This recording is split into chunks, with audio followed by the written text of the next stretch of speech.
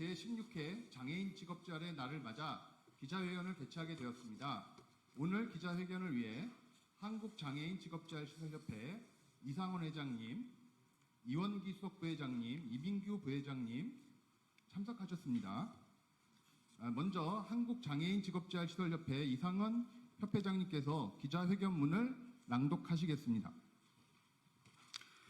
일이 없으면 삶도 없다를 슬로건으로 2009년 10월 30일 제1회 장애인 직업재활의 날 기념식이 개최된 이후 매년 10월 30일마다 직업재활의 날 기념식을 통해 장애인 일자리 및 직업재활의 의미와 중요성을 되새기고 중증장애인 생산품 우선구매 제도의 확대 필요성을 알리고 있습니다. 올해도 바로 내일 10월 30일에 제16회 직업재활의 날 기념식이 국회의사당 의원회관 대회의실에서 열립니다. 제16회 장애인 직업재활의 날 기념식은 그동안 장애인 직업재활 발전에 기여한 직업재활시설 이용장애인, 종사자 및 관계자에 대한 유공자 표창, 제8회 직업재활시설 근로체험 수기 그림 공모 결과에 대한 시상 및 대상자 수상자의 수기 발표와 근로체험 그림 전시회 등으로 진행됩니다. 장애인 직업재활시설은 약 40여 년 전 장애인 복지가 단순히 시혜 보호에만 머물러 있던 시절부터 지금까지 중증 장애인에게 일자리와 사회 참여 기회를 제공하는 기관으로 중요한 역할을 수행해 왔습니다. 2020년 말 기준으로 전국 792개의 직업재활시설에서 28,109명의 장애인들이 직업훈련을 받고 근로하고 있으며 이 중 중증장애인이 92.4%, 발달장애인이 82.6%입니다. 2023년 하반기 장애인 경제활동 실태조사에 따르면 장애인의 경제활동 참가율은 35.4%로 전체 인구 64.7%의 절반 정도이며 중증장애인은 22.3%로 3분의 1 수준에 불과합니다. 경제활동에 참여하지 못하고 있는 중증장애인이 거의 80%에 달하고 있는 상황에서 직업재활의 중요성과 사회적 역할은 더욱 강조될 수밖에 없습니다. 제16회 장애인 직업재활의 날 기념식이 직업재활시설을 이용하는 장애인과 가족, 종사자와 관계자뿐만 아니라 우리 사회 모두가 장애인 직업재활의 가치와 의미를 되새기고 중증장애인 일자리와 직업재활에 관심을 가지고 발전을 위해 함께 고민하고 노력하는 계기가 되기를 바랍니다.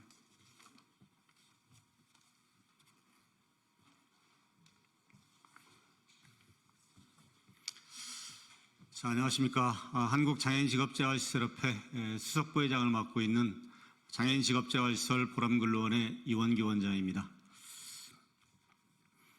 자, 중증장애인의 일자리와 소득, 자립생활을 보장하기 위해서는 직업재활 현장의 노력뿐만 아니라 정책적, 제도적 뒷받침이 필요합니다.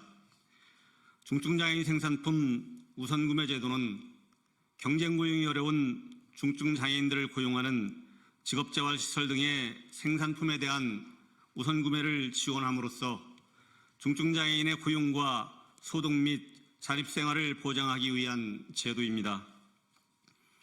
중증 장애인 생산품 우선 구매 특별법에 따라 정부, 지자체, 공공기관 등은 총 구매액의 1% 이상을 중증 장애인 생산품으로 구매해야 하며 이에 미달할 경우 시정을 요구할 수 있습니다.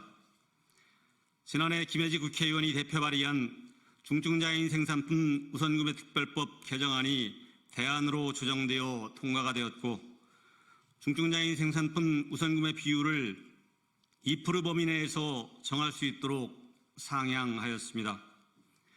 그러나 2023년 중증장애인 생산품 우선구매 대상기관 1,040개 중 455개소는 1%도 구매하지 않은 것으로 나타났으며 2016년부터 2023년까지 법정 비율 1%를 미준수한 기관이 174곳에 이르고 있습니다. 심지어 중증장애인 생산품을 일체 구입하지 않은 기관들도 있습니다. 중증장애인 생산품 우선구매 비율이 상향하는 법 개정 못지않게 실질적으로 우선구매를 촉진하는 제도 마련도 매우 중요합니다. 중증장애인 생산품 법정 비율 미준수 기관의 구매 담당자는 의무적으로 교육을 받도록 법을 개정하였지만 이외에도 중증장애인 생산품에 대한 인식 제고, 홍보, 우선구매 컨설팅, 중증장애인 생산품의 다양성과 품질 제고 및 시장 경쟁력 확보를 위한 각종 지원 등 다양한 방안을 강구해야 합니다.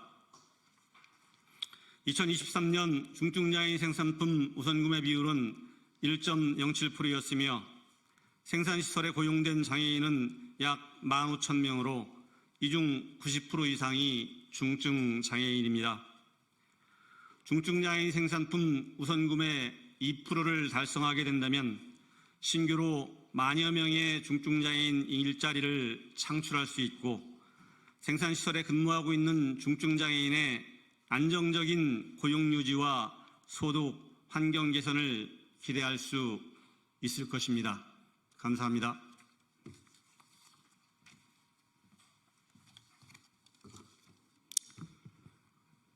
협회 부회장 이민규입니다. 중증장애인 일자리와 소득 보장을 위해 아직 풀어야 될 과제들이 많이 남아 있습니다. 무엇보다도 더 많은 중증장애인들이 안정적으로 직업훈련과 근로에 참여할 수 있는 기회를 확대하고 여건을 만들어야 합니다. 중증장애인들이 안정적인 직업훈련 참여와 고용 전환, 고용 유지와 소득 보장을 위해 보충급여와 같은 법적, 제도적 근거를 마련하기 위해 범정부적 차원에서 적극 나서야 할 것입니다.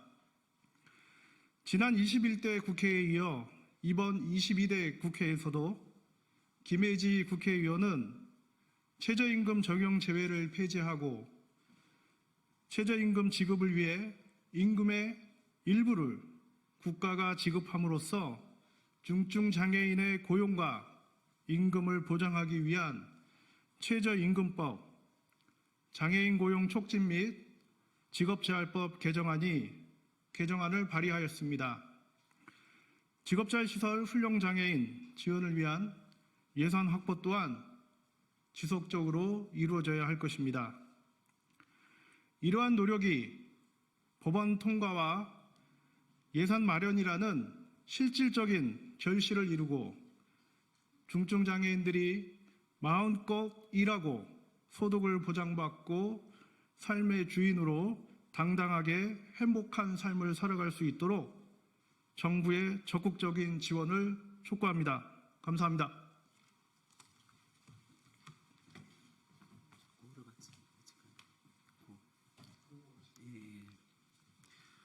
네, 저희의 의지를 담은 구호를 말씀드리겠습니다. 손 들어주시고. 안 돼요? 알겠습니다. 네, 이상으로 제16회 장애인 직업자의 날 기념 기자회견을 모두 마치겠습니다. 좋은 기사 부탁드리겠습니다. 감사합니다.